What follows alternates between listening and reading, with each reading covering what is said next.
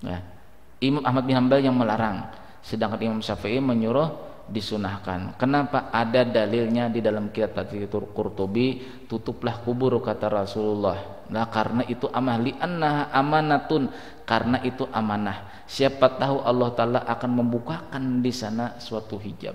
Siapa tahu dibuka Allah Ta'ala hijab, keluar ular yang besar menggigit mayat tadi, lalu kita bercerita, lalu jadi fitnah. Nah, itu yang dikhawatirkan Rasulullah, Wastahaba Syafi'iyatu sitr qabri mutlakan, dan menganggap bagus, dicintai oleh Imam Syafi'i adalah menutup kubur itu mutlakan secara mutlak, baik laki-laki ataupun perempuan. Karena kata Imam Syafi'i ada dalilnya, karena Rasulullah SAW pernah menutupi kubur daripada Sa'ad bin Mu'adz. Nah, ini laki-laki, menurut Imam Syafi'i inilah Imam Syafi'i. Bis. Yang ketujuh, adabnu fi tabutin au sundukin, mengubur mayat itu dimasukkan ke dalam tabut. Tabut itu adalah peti, au sundukin atau sejenis kayu yang ditutup rapat. Adabnu fi tabuti, adapun mengubur mayat itu fi tabuti di dalam peti, wa huwa ayuj'alu fi wi'ain kasun wa huwa min sunnatin nasara. Sebenarnya kata Imam Syafi'i adalah mengubur mayat dengan peti itu min sunnatin nasara, itu daripada ajaran Nasrani. Lidab'i amwatihim, untuk mengubur mayat-mayat orang Nasrani. Wa yusta'malu indana, tetapinya boleh dipakai menurut kita, untuk kita orang Islam, lihalatil udhri, pada waktu uzur, uzur syariat, baru boleh. Qala al-Hanafiyatu, nah kita pertama Imam Abu Hanifah, la ba'sa bittikhadi tabuti, tidak apa-apa kata Imam Abu Hanifah, ulama salaf yang pertama, tidak apa-apa bittikhadi tabuti, membikin peti mayat, walau min hajarin, sekalipun dari batu sekalipun, marmer misalnya, au hadidin, atau besi, lil mayyiti, bagi si mayat, indal hajati, tetapinya apabila dihajatkan. Apa contoh hajat kata Imam Abu Hanifah? Karohawatir ardi, seperti lunak tanahnya, wa qaunuha nadiyatan, dan keadaan tanah yang lunak tadi selalu basah. Nah, jadi boleh pakai peti mayat apabila tanahnya tadi basah dan lunak, bila diinjak tenggelam. Aulil mayyitil bahri, atau mayat yang mati di laut, boleh dipakai peti mayat supaya ikan-ikan ini jangan memakan. Ikan-ikan ekstrim tuh kan. Aulil mar'atli mutakan. Nah, tetapinya di sini lah menurut Abu Hanifah masih wa yusannu ayyub rasya fihi turabu, tetapinya ini yang banyak ditinggalkan oleh orang-orang. Bila sudah pakai peti mayat, yang ditinggalkan kebiasaan apa? Yusannu ayyub rasya fihi turab, disunatkan sebenarnya kita hampari lah di dalam peti mayat tadi itu tanah. Jadi peti mayat nilai sebelum mayat dimasukkan dalam peti, bahasa Banjarnya tabala itu taruhi tanah, nah ditaburi tanah dulu, baru ditutup mayat tadi. Nah, itu yang banyak tidak terperhatikan. Ini pendapat Imam Abu Hanifah. Satu. Pendapat Imam Malik bagaimana masalah tabala atau peti mayat? Wa qala al-malikiyatu, bagaimana aja peti mayat orang kena Covid. Kalau itu dikatakan udzur, ini makanya udzur ini pahit. Apabila udzur itu pada segi agama, kita perlu bertanya yang ahlinya. Apabila itu udzur itu pada segi kesehatan, kita tanya kedokteran. Seharusnya kita ini bertanya dulu lah, supaya kita jangan sampai terikut-ikut masalah pakai peti mayat tadi. Siapa tahu terikut-ikut itu daripada sunnah orang Nasrani. Yang kita khawatirkan itu. Seharusnya perkara Covid, menguburkan orang Covid ini seharusnya sudah ada ketua MUI yang membuat fatwa. Ketua MUI bekerja sama dengan kesehatan di sana. Dulu bermusyawarah, apakah Covid itu masih aktif pada waktu manusia itu sudah mati. Seharusnya di situ dulu dimusyawarahkan. Katanya masih aktif. Nah, mau tidak mau kita pakai peti mayat. Tapi kalau sudah orang itu meninggal dunia, sedangkan Covid-nya tadi jelas-jelas ikut mati juga, maka kita kuburkan secara Islam, yaitu tidak usah pakai peti mayat. Seharusnya ini cuma bukan kritik nih lah, komen-komen di bawah ya ceritanya. Komen-komen di bawah ya. Misalnya yang bikin status begitu baru, silahkan komen di bawah. Nah, jadi saya ikut mengomen juga di sini. Cuma kalau tulis di Facebook nanti, wah, bisa-bisa diri lagi ya. Jadi permasalahan umat nih Pak ya, tidak apalah. Tidak lepas daripada pemerintah. Nah, jadi pemerintahannya harusnya ada ulama yang mendekeng, yalah ulama yang mendekeng harus ada, karena permasalahan umat yang dipegang oleh mereka ini banyak, apalagi perkara kita ini mayoritas orang Islam, dan perkara penyakit banyak orang Islam yang kena. Nah, musyawarah seharusnya bagaimana ini?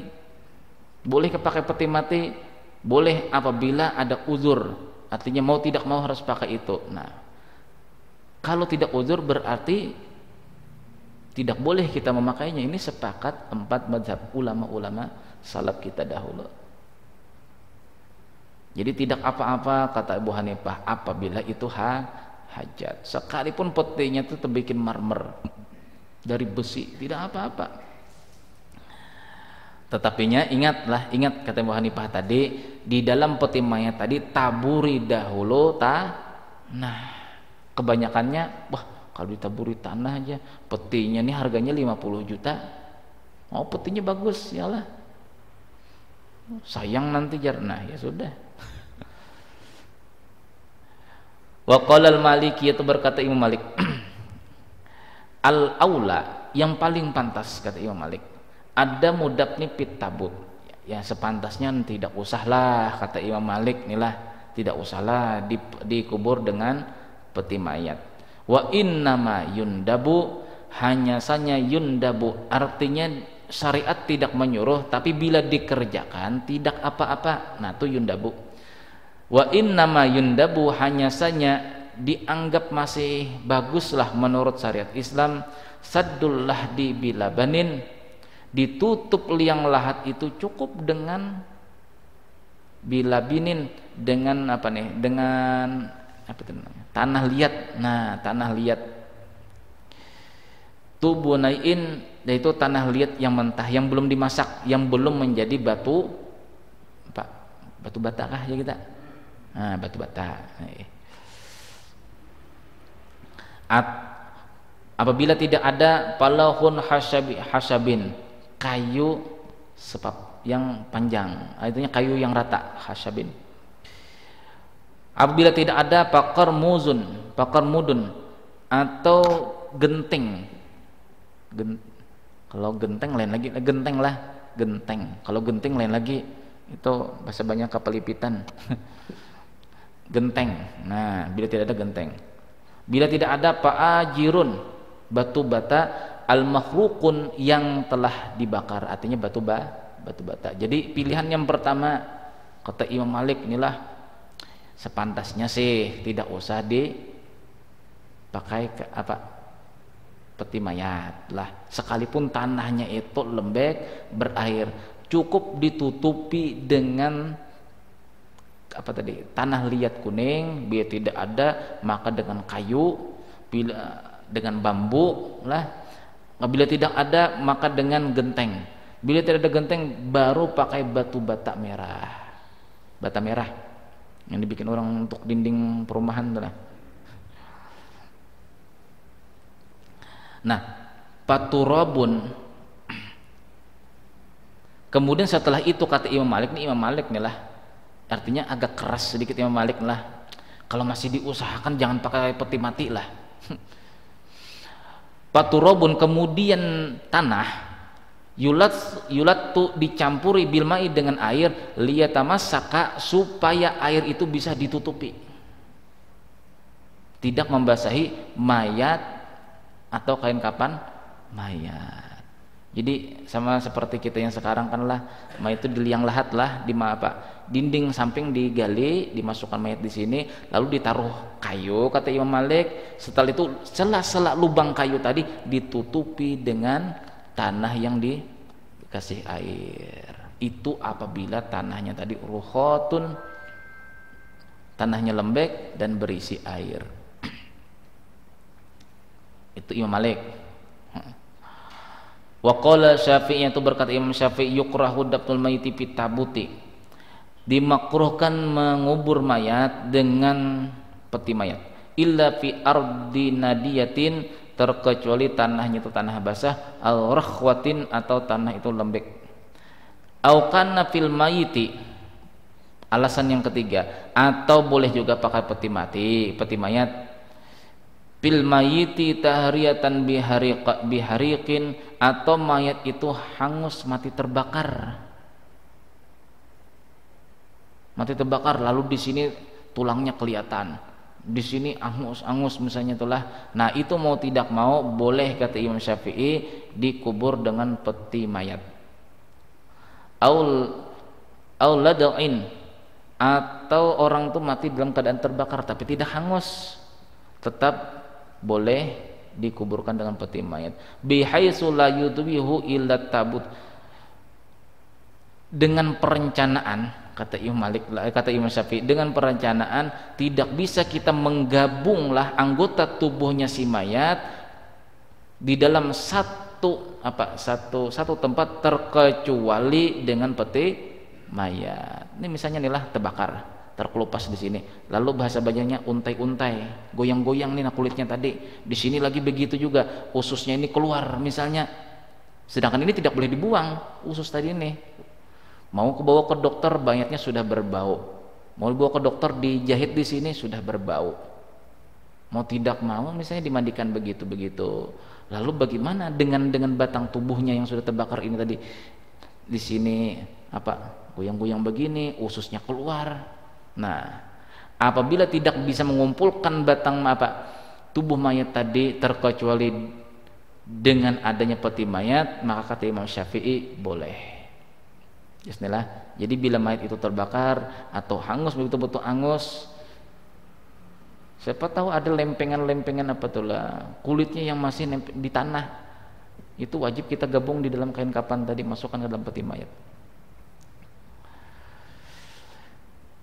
Ini contoh bagi laki-laki ataupun perempuan terbakar. Bagaimana dengan perempuan yang matinya itu tidak ada mahram, kata Imam Syafi'i. Au kanatil mar'atu la mahramalah, atau seorang perempuan lah yang meninggal dunia mahramnya tidak ada. Mahramnya itu kan artinya orang yang haram dinikahinya. Ini meninggal seorang perempuan, pamannya haram berarti dinikahilah, tidak ada pada waktu itu. Kemudian mertuanya tidak ada, adiknya laki-laki tidak ada, kakeknya tidak ada, sedangkan ini tidak ada mahramnya. Bagaimana? Maka boleh dengan peti mayat. Tujuannya apa? Li alla yasummuhal ajanibu inda dabni au ghairihi. Itu tujuan Imam Syafi'i. Boleh mayat itu tidak terbakar lah, dibuat dalam peti mati apabila itu seorang perempuan yang tidak memiliki mahramnya. Tujuannya apa kata Imam Syafi'i? Li alla yasummuha ajanibu inda dabni, supaya orang lain yang memasukkan ke dalam kubur tadi kan memegang nih palah, siapa tahu terpegang susunya, yalah, siapa tahu pada waktu beginilah kepeleset tercium pipi mayat,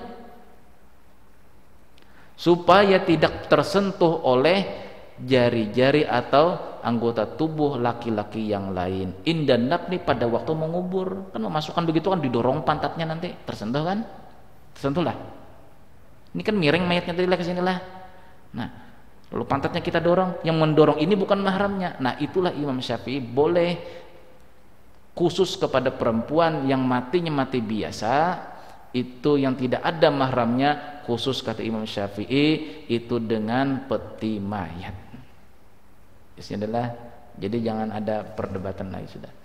Insyaallah Imam Ahmad bin Hanbal lagi minggu yang akan datang. Wallahu a'lam bishawab. Al-Fatihah. Bismillahirrahmanirrahim. Bismillahirrahmanirrahim. Alhamdulillahirabbil alamin wassalatu wassalamu ala asyrafil anbiya'i mursalin sayyidina wa lana Muhammadin wa ala sahbihi barik wasallim ajma'in. Allahumma ighfir lana ma akhtana wa ma ta'ammadna wa ma asrarna wa ma a'lanna wa ma anta bihi minna antal muqaddim wa antal muakhir. La ilaha illa anta rabbana atina fid dunya hasanah wa fil akhirati hasanah wa qina adzabannar. Wa sallallahu ala sayyidina Muhammad wa ala alihi wasallam. Alhamdulillahirabbil alamin.